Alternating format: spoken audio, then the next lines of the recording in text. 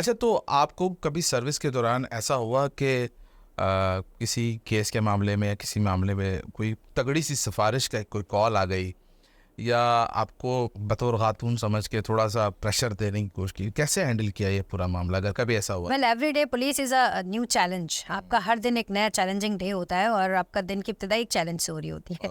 सो हम ये नहीं कह सकते कि किसी दिन या कभी ऐसा हुआ हो, होता नहीं। अक्सर ही ऐसा होता है। अच्छा। लेकिन यह है कि हमारे पास जो लेजिस्लेशंस अवेलेबल हैं, लॉज अवेलेबल हैं, हम उसके दायरे कार में ही करते हैं। और ख़वातीन के बारे में तासुर लिया जाता है, खातून नहीं करेगी। मर्द होता है तो शायद थोड़ा बहुत लचक या फ्लेक्सिबिलिटी शो कर देते हैं, लेकिन बीइंग वुमेन ऑफ कोर्स वो फिर जब उनको पता चल जाता है रेपुटेशन का कि जी इनमें फ्लेक्सिबिलिटी नहीं है इस लेवल की कि गलत काम को ऑब्लाइज करें या कुछ, तो फिर लोग कॉल्स करना खुद ही ऑटो पायलट पे बंद कर देते हैं। सो मेरा ख्याल ये प्लस पॉइंट है बीइंग वुमेन।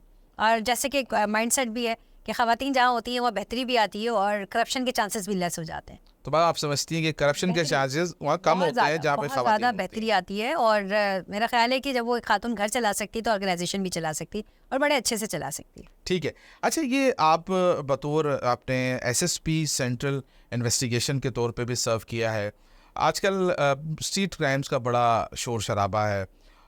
जब हम पुलिस ज़राए से बात करते हैं, बाद अफसरान से ऑफ द रिकॉर्ड बात करते हैं, कहते हैं हम तो गिरफ़्तार करके पेश कर देते हैं और वहाँ उनको कोर्ट से रिलीफ मिल जाता है।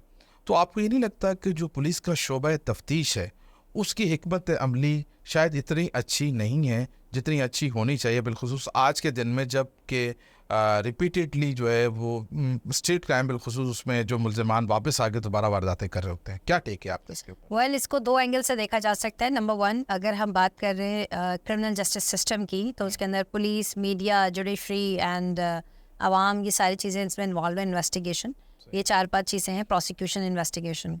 सो इन्वेस्टिगेशन क्या है? बेसिकली कलेक्शन एंड एविडेंस की कलेक्शन है। एविडेंस कलेक्ट करके आप प्रॉपर उसको प्रोसिक्यूट करना है।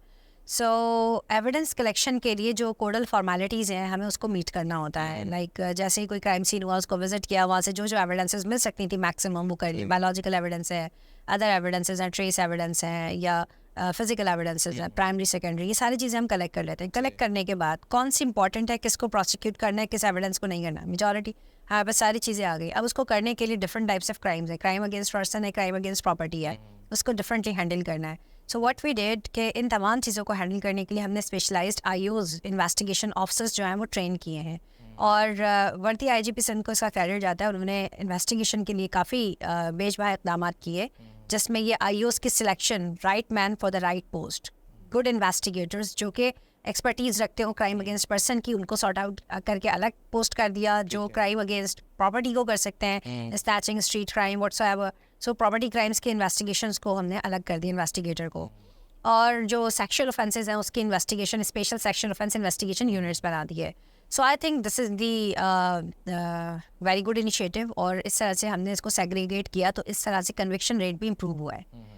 रेप केसेस की अगर मैं आपको डिस्ट्रिक्ट सेंट्रल की मिसाल दूं, because you asked me about the district central, because I serve there for more than 2.5 years. So वहाँ पे जो क्राइम था रेप केसेस में 5% था ओके कन्विक्शन का, जो कन्विक्शन हुई इन केसेस में। अच्छा, रेप के हवाले से जो गवर्नमेंट ऑफ सिंध ने इक़दाम किए सेक्शुअल ऑफेंसेस को डील करने के लिए, उसमें स्पेशलाइज्ड कोर्ट्स भी बनाई कि स्पीडी ट्रायल हो और स्पीडी जस्टिस। तो जीबीवी कोर्ट्स जो बनाई है, जेंडर बेस्ड वायलेंस की मॉडल कोर्ट्स बनाई, वो 27 है पूरे सिंध में। ठीक है। एंड लाइकवाइज हमने 31 डिस्ट्रिक्ट में 31 यूनिट्स इस्टेब्लिश किए जो कि SSOIU कहलाते हैं, after the anti rape trial and investigation act 2021। ठीक है। उसके बाद जब हमने special sexual offence investigation units बनाए तो मीनवाइल आईजी सिंध ने इनिशिएटिव लिया और क्राइम सीन यूनिट्स बनाए जो कि उससे पहले बन गए थे, और उनको इनके साथ क्लब कर दिया।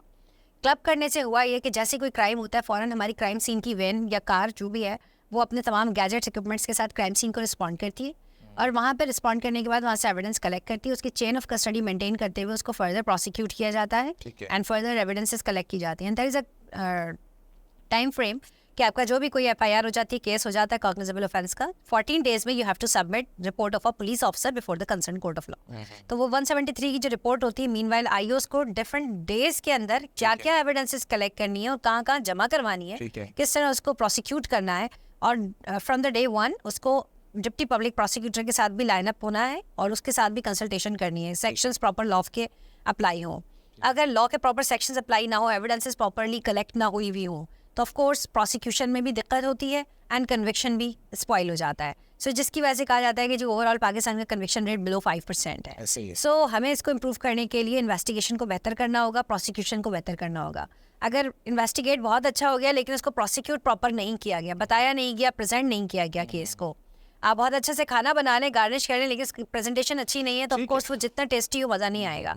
लाइक वाइज अगर आप बहुत अच्छे से केस को इन्वेस्टिगेट कर लें लेकिन उसे प्लीड ना कर पाए, प्रोसिक्यूट ना कर पाए, तो उसके अंदर भी इंपॉर्टेंट एविडेंस को आपने स्नैप कर लिया और अच्छी चीज़ों को छुपा कर उसको सजा में, तो इस चीज़ को मिटिगेट करने के लिए हमने SOPs डिवाइस की. ठीक है. Crime against person, crime against property and all other crimes petty, तो उसके लिए डिफरेंट SOPs हैं. Then IO is bound down to follow all those steps जो कि उसको डे 1 से लेके 14 दिन तक करने हैं और आफ्टर दैट करने हैं.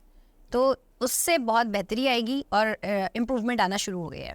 एंड देन इसके साथ साथ हमने कैमरा ट्रायल भी स्टार्ट किया है. इन कैमरा ट्रायल से फ़ायदा ये हुआ कि हमने एक मॉडल वो बनाया और उसके अंदर जैसे रेप के विक्टिम्स हैं उनको जाके भरी अदालत में 200 लोगों के सामने अपना वो क्राइम सीन दोबारा रिकैपिचुलेट नहीं करना पड़ता.